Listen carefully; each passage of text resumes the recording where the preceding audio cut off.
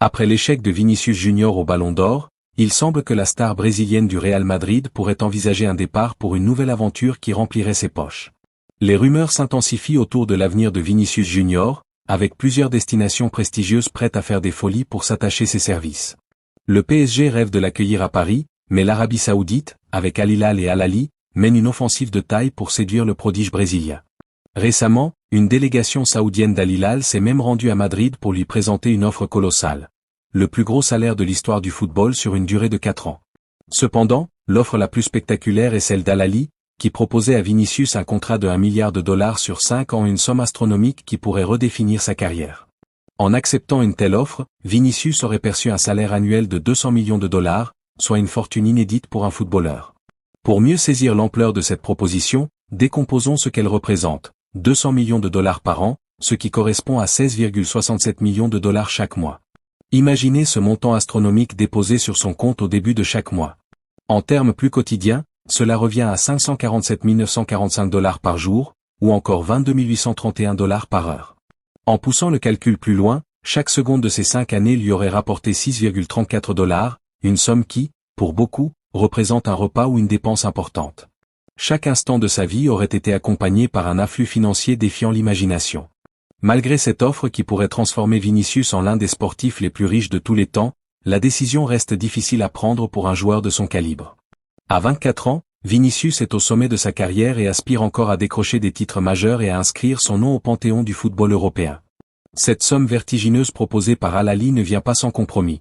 Partir en Arabie Saoudite signifierait quitter le niveau d'élite en Europe, abandonner la Ligue des Champions, et renoncer à jouer contre les meilleures équipes du monde.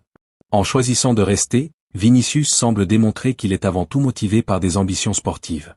Les dirigeants du PSG, quant à eux, suivent de près la situation, espérant convaincre Vinicius de rejoindre leur rang. Pour le club parisien, recruter une star comme Vinicius serait un coup médiatique et sportif de taille, renforçant leurs chances de conquérir enfin la Ligue des Champions. Néanmoins, en choisissant le PSG, Vinicius pourrait garder un pied en Europe tout en bénéficiant de ressources financières intéressantes, bien que nettement moins spectaculaires que celles d'Arabie Saoudite. Au cœur de ce dilemme, il y a aussi le rôle crucial de la famille et des proches de Vinicius, qui influencent fortement ses choix. Des sources proches affirment que le joueur est en constante discussion avec sa famille pour évaluer les risques et les bénéfices de chaque option.